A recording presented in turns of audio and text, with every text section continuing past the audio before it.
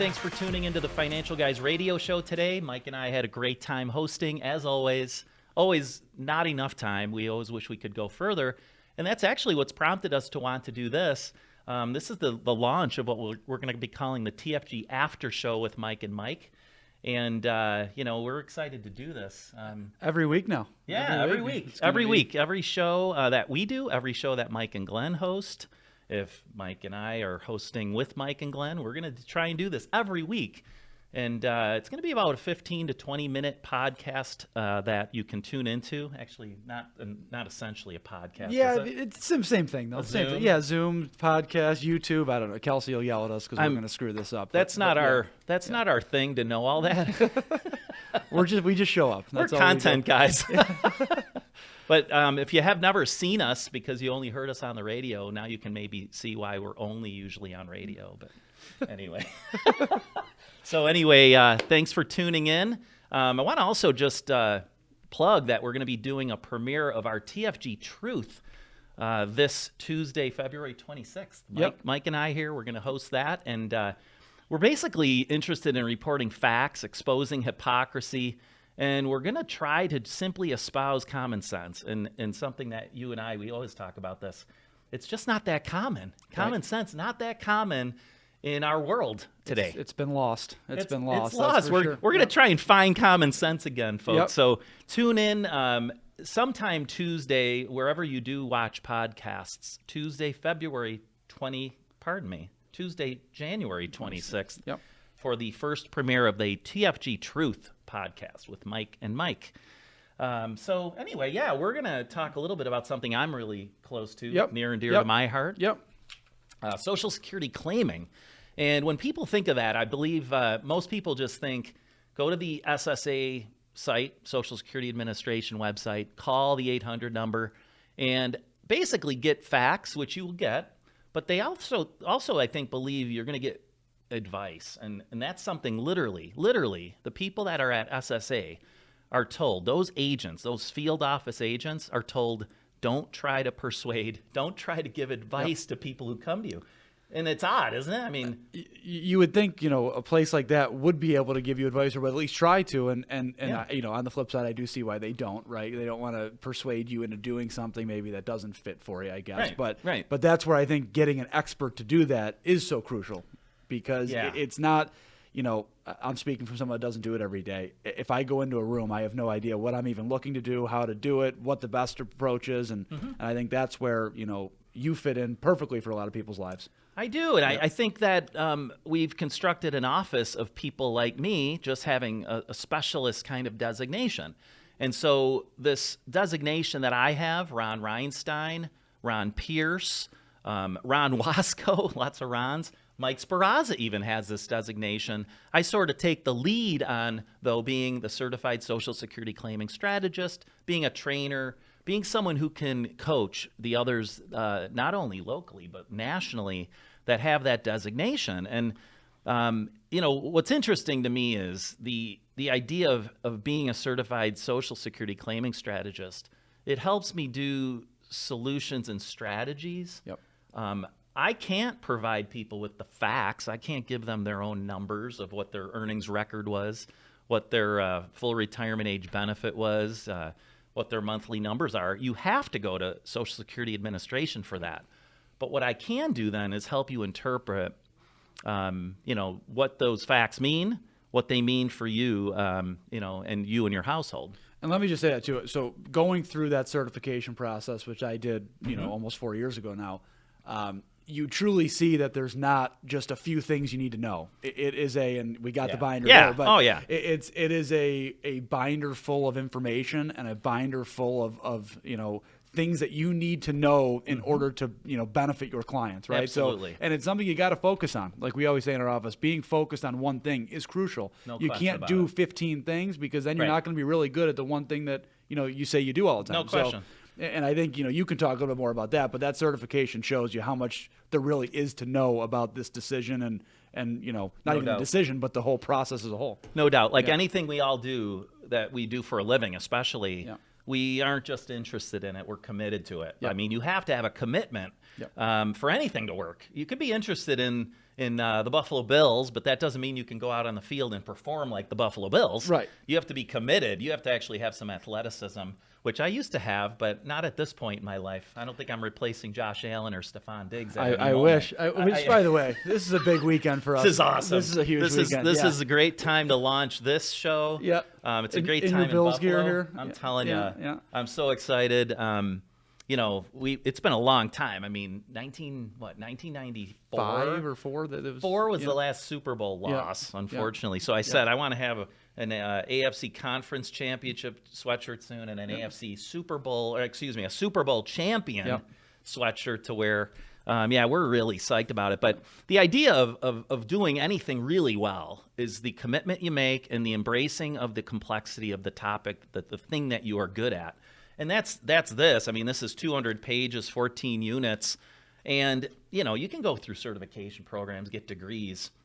I don't want to say they're only worth what, the paper, because you do learn a lot. You understand yourself, I think, and the depth of knowledge that you need to become an expert at something. Yep. But the real key is to be active with it. And having a commitment to this means I'm literally talking to all of my clients, especially those approaching retirement age, and I'm also talking to all sorts of prospective clients about these things. And I think that's one thing to touch on too, that I say this in my side all the time, but this is not a one size fits all approach, right? It's not a, hey, you're 62 today, just take the benefit. It's not a, hey, you have 250,000 of net worth, okay, you take it at 63. It's not, every family and every individual situation is different. And I know, I'm speaking out of turn here, but there's differences between claiming as an individual and claiming as a couple potentially, right? So no question about I think that's one time we have to think outside the box, and it's not always just this, oh, you're 55, okay, great. Oh, you're 65, okay, great.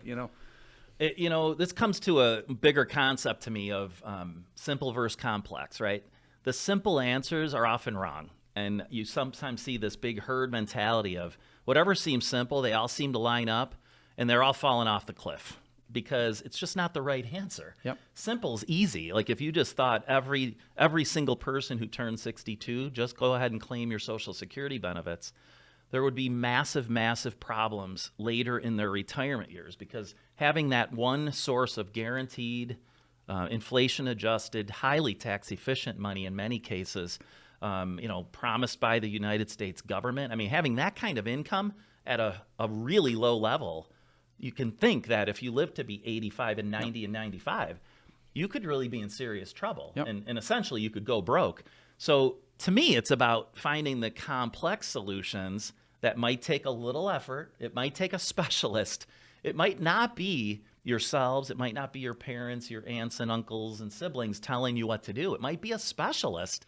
Now, I just want to say this because many financial planners out there, when they're building plans and they face Social Security income, all they're simply doing in many cases is saying, well, what do you want to do, Joe, Susie? And whatever Joe and Susie say, that's what they'll typically then go along with. Yep. It's the go along to get along approach, right? Yep. Or they might even do this, and this to me is really not the way to do it. They're going to say, well, how do you feel about your own longevity? And essentially they're saying, hey, Joe, Susie, when do you think you're going to die? Like, what kind of approach is that entering retirement? When do you think you're going to die? And then I'll help you choose Social Security at the right moment. And it's just goofy that way. It really is. It's absurd. So I think, essentially we have to all do this. And we've embraced this complexity. But I think you have to look at these 4 Ps: people, process, product, and then the performance. If you don't get to know the people you're working with, you don't have a great tight process to kind of take care of them over many, many years.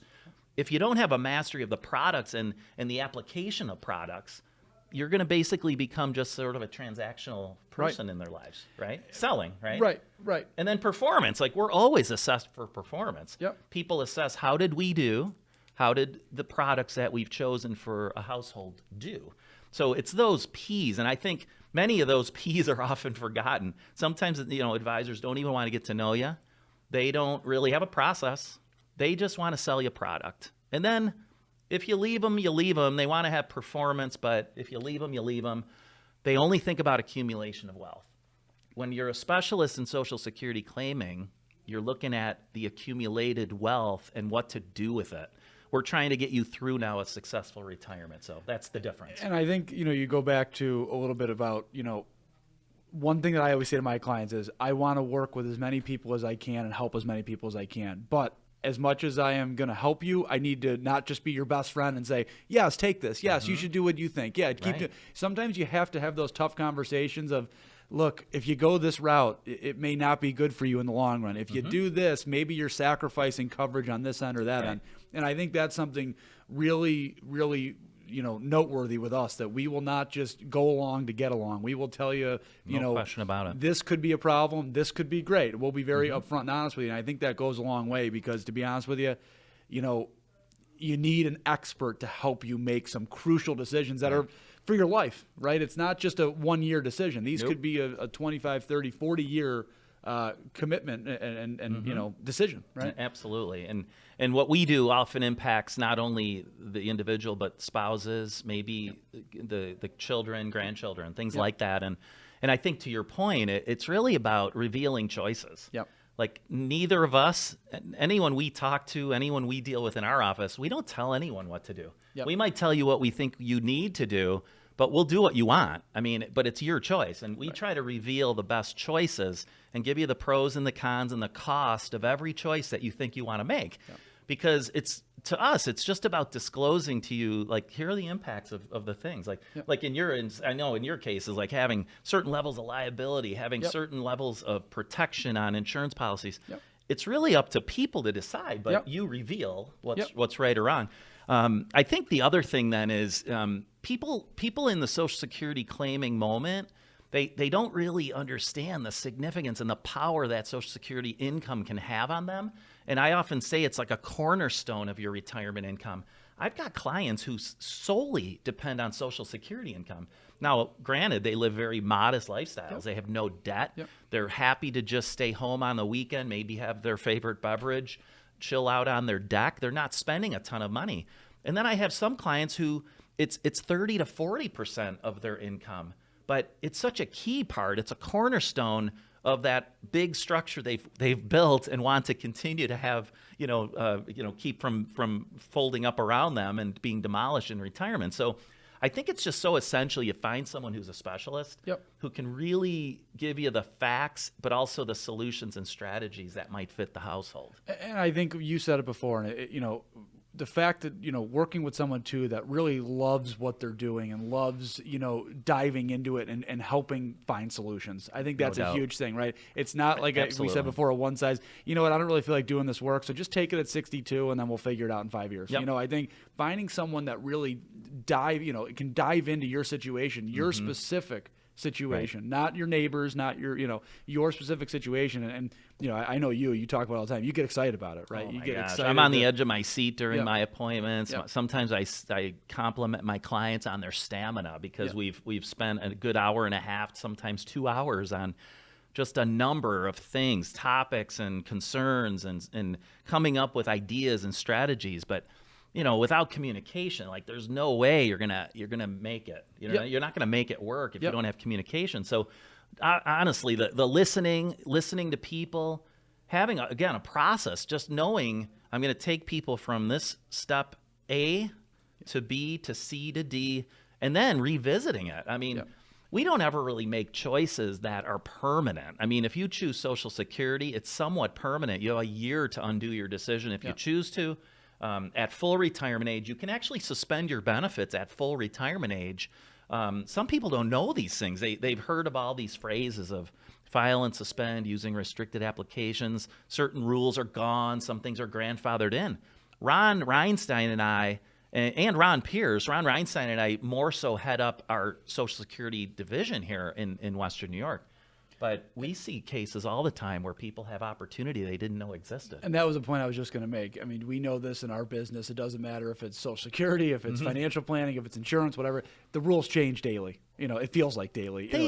But that's something to have somebody that knows those changes. And, look, it's like anything, right? We all hear things and then we think it's gold for, 5 years. But in reality, sometimes those change the next day. And you got to have somebody that's truly focused on that and really knows the ins and outs of the changes, of the, updates and all that. Absolutely. A lot of bluster, right? I mean, we heard a lot of bluster over the last 5 years, from both sides. I mean, Trump and everyone against Trump. Right. There's a lot of bluster about policies, bluster about Social Security and the trust fund. Is it going to go away? And when is it going to be reduced? And what are my benefits going to do? So I think what we can often do is try to get through all that bluster and get you the facts, get you what the reality of things. Try and take away the emotions of it and give you true quantitative numbers, quantitative evidence. And this gets to another strategy. Sometimes these other advisors that I know try to do this they say, well, first of all, do you want to take your benefit? Second of all, let's do a break-even analysis, which is goofy. It's like how much money will come out of the system versus how meaningful will this income be to me. So optimization is really the word we use because when you've accumulated a certain amount of wealth and you're ready to say, I don't want to work full-time anymore, it's about the proper use of that wealth. Well, what's the proper use of the wealth? It coincides with pensions, maybe for one or two people. It coincides with Social Security benefits for one or two people. It might coincide with rental income, your desire to work part-time. Well, I was just going to say it might coincide with what you want out of life. Absolutely. Right? Some people say, I don't want to take any trips. Okay, so that's money maybe that you won't spend. But some people say, I want to go on a cruise with my kids, every year for 2 weeks. There's cost to that, right? I want a second home in Florida, right? We have a lot of clients that buy second homes down in Florida. So I think it coincides, like you always say, with what do you, I forget the phrase you always use, but it's something along the lines of you need to tell us what you want, what interests you, and what are your needs and wants, right? Yeah. How do you want to live, right? I mean, how do you want to live in retirement? It's not when do you think you'll die, it's how do you want to live? It again gets to, what do you do then? Like with this big pile of capital you've accumulated, it shouldn't be a hope and prayer plan. It shouldn't be, oh my gosh, I'm going to leave this employment. I hope it works. I'm going to pray that it works. It can be far better than that. I want you to pray, but you don't have to pray for a successful retirement. We can build a fortified, successful retirement plan for you that with high levels of probability will work. One more concept I wanted to mention was, the typical person, advisor, planner, whatever, they'll often talk about the asset allocation. They want to know, how are your investments doing? How have they grown? And they're trying to almost give you a sense of, listen, this is what we do, and this is what the firm down the street does. This is not about competing with other firms. This is not about you competing with neighbors or your own parents about what they did versus what you'll do. It's, in my opinion, when you get to that retirement moment, the capital, it's now not so much about asset allocation and making sure you're in all the sectors. That's important still, but it's about asset segmentation. We've got to break that wealth into segments. What's the segment for income look like? How about, did we create more segments for discretionary use, growth, maybe even legacy? A lot of people have given up on the idea of legacy. They don't think that they'll leave their kids or their grandkids anything. And we joke, they'll say, no, I want to spend every penny in retirement. And I say, you might, but if you don't, who would you want that to go to? Right. And anyway, I think it's interesting what the opportunities. I know what happened. We just lost some lights there. Did we hit the timeline? And I think you bring up a good point too. And it seems a lot when you hear people talk about their financial planning, years of, I'm in all these funds and I like this and that. But there's so many products out there now. It's not just mutual funds. It's not just stocks or bonds. I mean, there's so many different things that you need to look at that can benefit you. And there's so many things that truthfully can hurt you. If you're in your later years of retirement and you're in all aggressive funds and there's a market correction, all of a sudden that could be a major problem. Again, I don't do that side. I just hear a lot in here. So to me, that's important to know. Like you said, you gotta plan for different things, and it's not all just put all your money here or there, or this product or that product. There's many products out there. So many, and again, getting back to the point of this podcast was Social Security claiming. How does all that fit in with what we're talking about? Well, it fits in because if Social Security income is the cornerstone, you now know how to use the capital you've accumulated. Right. Now you know how to use that most effectively. You don't have to go into a real big conservative shell and just hope and pray your wealth doesn't go away. No, you can designate. We do this for a living. we're specialists in it. We decide how much of your capital can be designated toward income needs forever, and then how much have we freed up. We call it excess capital. Yeah. And from there, you can be really opportunistic. Yep. If you know the day you retire, the amount of capital, let's say you need 35% of your income to be designated toward income, that means 65% of what you accumulated at that moment can just be put to use for discretionary use. Right. Take the family on the cruise every once in a while just because, and you can do it because you've already met your income needs by again, leveraging Social Security income.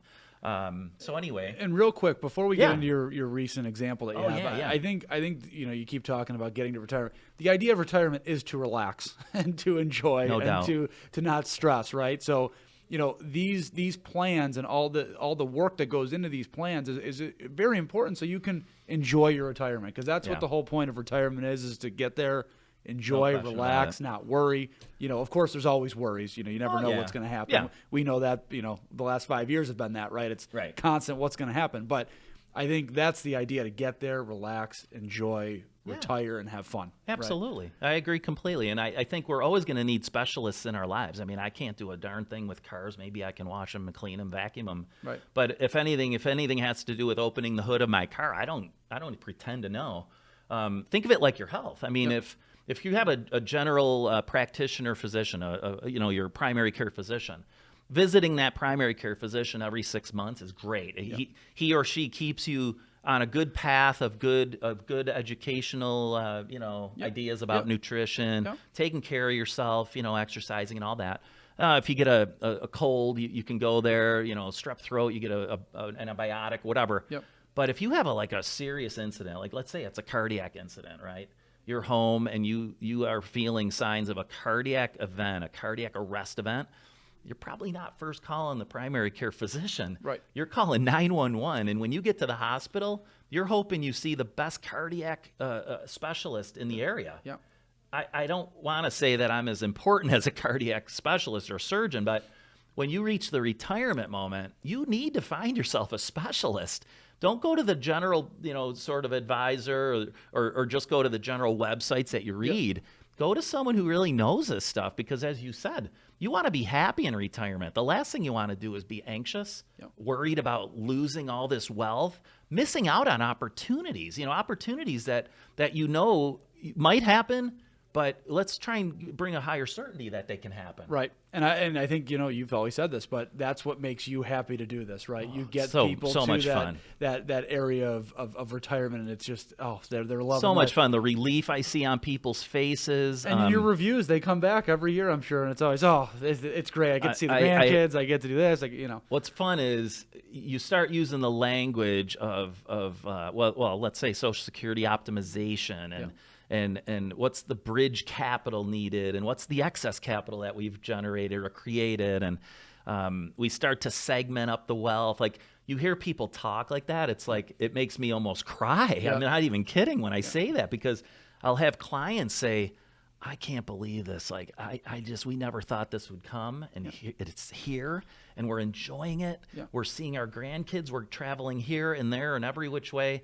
And, it's just so gratifying to me. Like, I selfishly, I love coming to work because it makes me feel good to come to work. Yep.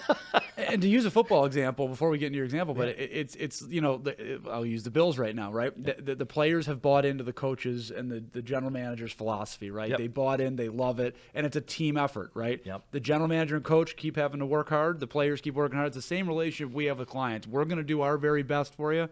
And then, hopefully you love what you're doing with us, and we, as a team, we can be the most successful that way, right? And I often will say, like, we don't wear the financial guy's uniform. We actually wear your family's name uniform. Yep. Like I see so many clients come in, they get my help, they decide to have us manage their wealth. They come in every 4 to 6 months to see me. They're often seeing you to do reviews of policies and their property and casualty needs.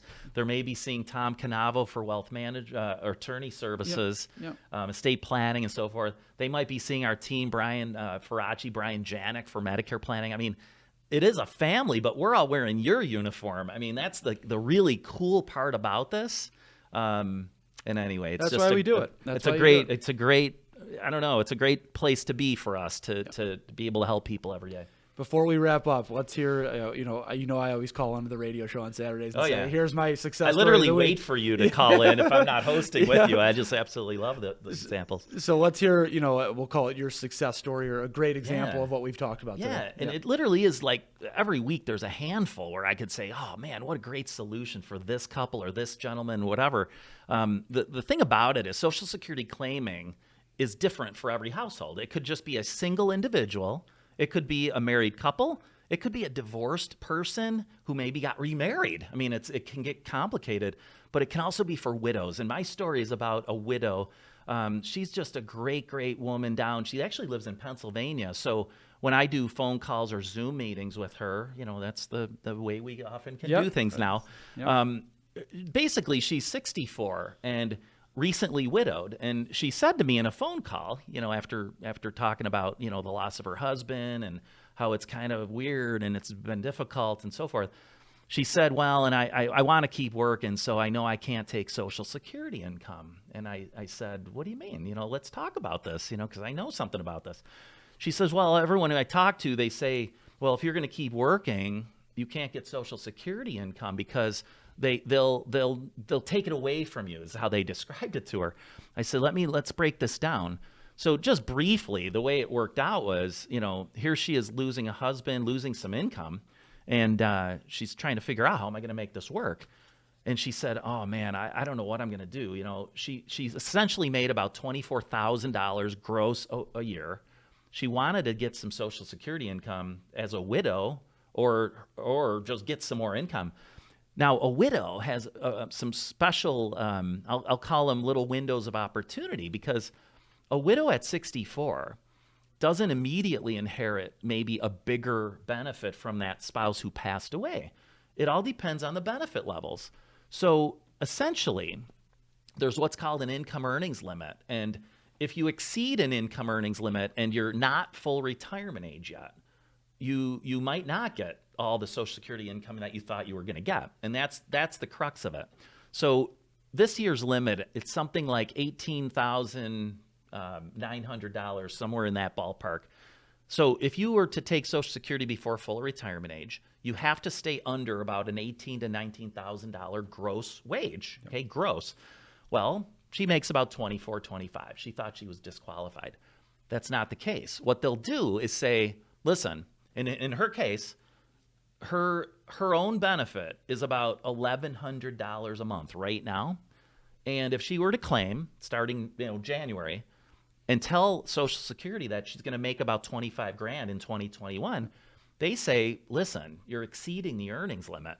But they're not going to forfeit the entire year. They're going to say, well, for every $2 that you go over the earnings limit, we're going to hold back $1, right? Which means it essentially was 4 months of forfeiture of her benefit.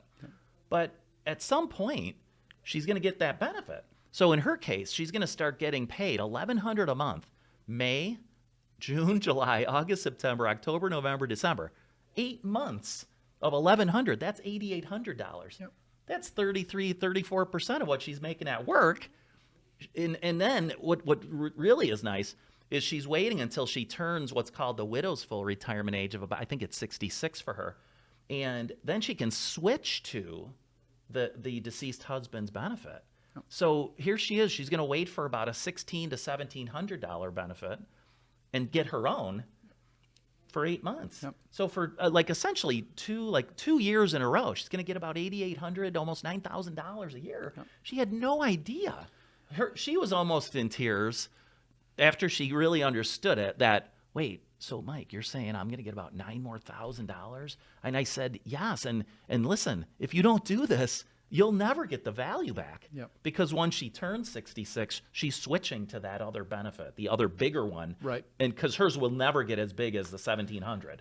So just awesome story. I mean, I just loved it. I just absolutely love being able to help her. And again, I think that's where you be careful what you hear out there, right? Be careful who you listen to, and go to the expert, go to the doctor, go to the mechanic, go to the Social Security claiming strategist, certified, right? Absolutely. Michael almost always says that, certified. What does that mean? That means they are certified in that craft. They have done their certifications, and they know the ins and outs of that. And we have a lot of that on our team, not just And you. we're like you committed. said. We're Yep. committed. That's it. We're committed to doing the best we can, and we Yep. see a lot of people. We're very active. So Yeah. yep. So I think we're going to wrap this week up here. Every week, like we said, going forward, after Mike and Glenn are finished up on the show, or we're finished up on the show, we'll bring you.